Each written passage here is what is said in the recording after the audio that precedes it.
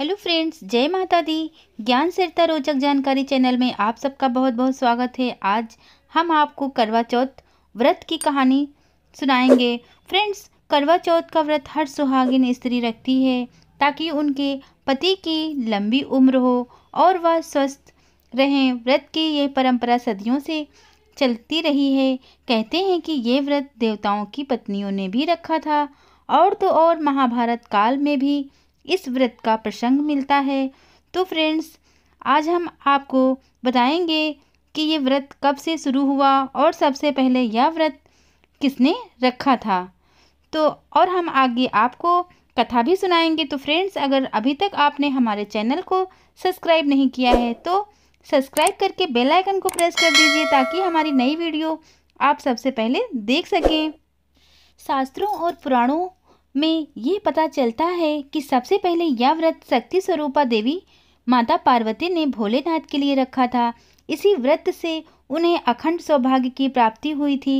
इसलिए सुहागिनें अपने पतियों की लंबी उम्र की कामना से यह व्रत करती हैं और देवी पार्वती और भगवान शिव की पूजा करती हैं। पौराणिक कथा के अनुसार एक बार देवताओं और राक्षसों के बीच भयंकर युद्ध छिड़ा था। लाख उपाय करने के बावजूद भी देवताओं को सफलता नहीं मिल पा रही थी और दानव थे कि वो हावी होते जा रहे थे। तभी ब्रह्मदेव ने सभी देवताओं की पत्नियों को करवा चौथ का व्रत करने को कहा। उन्होंने बताया कि इस व्रत को करने से उनके पति दानवों से यह युद्ध जीत जाएंगे। इसके बाद कार्तिक माह की चतुर्थी के दिन सभी ने व्रत किया और अपने पतियों के लिए युद्ध में सफलता की कामना की। कहा जाता है कि तब से करवा चौथ का व्रत रखने की परंपरा शुरू हुई। तो फ्रेंड, चलिए अब हम आपको करवा चौथ व्रत की कथा सुनाएंगे कि करवा चौथ पूजा के समय कौन सी कथा कही जाती है, कहनी चाहिए। ये कथा पौराणिक है, प्राचीन समय से यही कथा कही जाती है। तो फ्रेंड, चलिए करवा चौथ की कथा सुनते हैं। बहुत समय पहले की बात है। एक साहूकार के 7 बेटे और उनकी एक बहन करवा थी। सभी सातों भाई अपनी बहन से बहुत प्यार करते थे, यहाँ तक कि वे अपने खाने से पहले अपनी बहन को खिलाते थे और बाद में स्वयं खाते थे। एक बार उनकी बहन ससुराल से मायके आई हुई थी। शाम को भाई जब अपना व्यवसाय बंद कर घर आए तो देखा कि उनकी बहन बहुत व्याकुल थी। सभी भाई खाना खाने बैठे और अपनी बहन से भी खाना खाने का आग्रह करने लगे, लेकिन बहन ने बताया कि आज उसका करवा चौथ का निर्जल व्रत है और वह खाना सिर्फ चंद्रमा को देखकर, उसे आर्घ्य देकर ही खा सकती है। चंद्रमा अभी तक नहीं निकला है, इसलिए वह भूख प्यास से व्याकुल हो उठी है। ऐसा भाइयों ने देखा। सबसे छोटे भाई को अपनी बहन की ऐसी हालत देखी नहीं जा रही थी और वह दूर पीपल के पेड़ पर एक दीपक जलाकर चलने की ओट में रख देता है। दूर से देखने पर वह ऐसा प्रतीत होता है कि मानो चतुर्थी का चांद उदित हो रहा हो।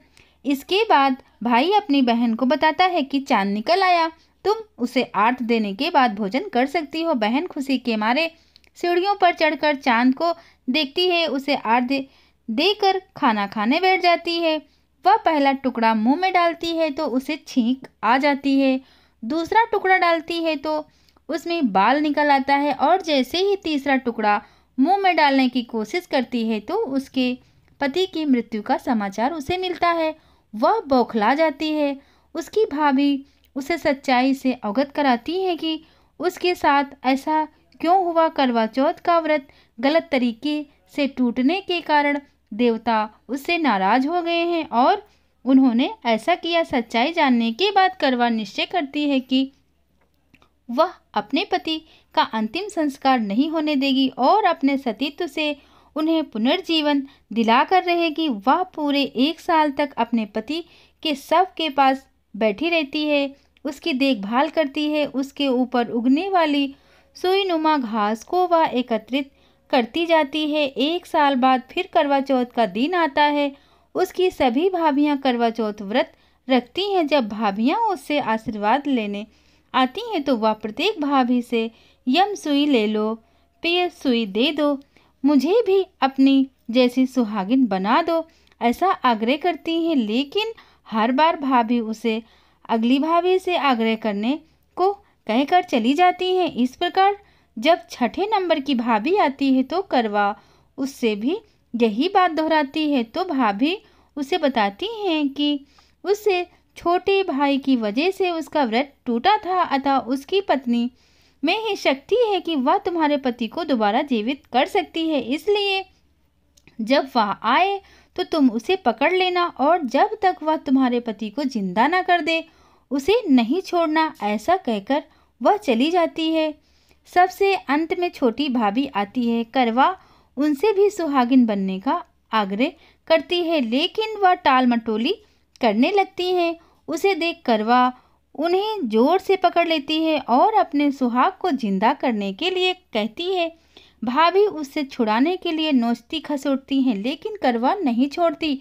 अंत में उसकी तपस्या को देख भाभी पसीज जाती है और अपनी छोटी उंगली को चीरकर उसमें से अमृत उसके पति के मुंह में डाल देती है। करवा का पति तुरंत श्री गणेश कहता हुआ उठकर बैठ जाता है। इस प्रकार प्रभु की कृपा से उसकी छोटी भाभी के माध्यम से करवा को अपना सुहाग वापस मिल जाता है। हे श्री गणेश, हे माता गौरी, जिस प्रकार करवा को चिर सुहागन का वरदान आपसे मिला है वैसा ही सब सुहागनों को मिले।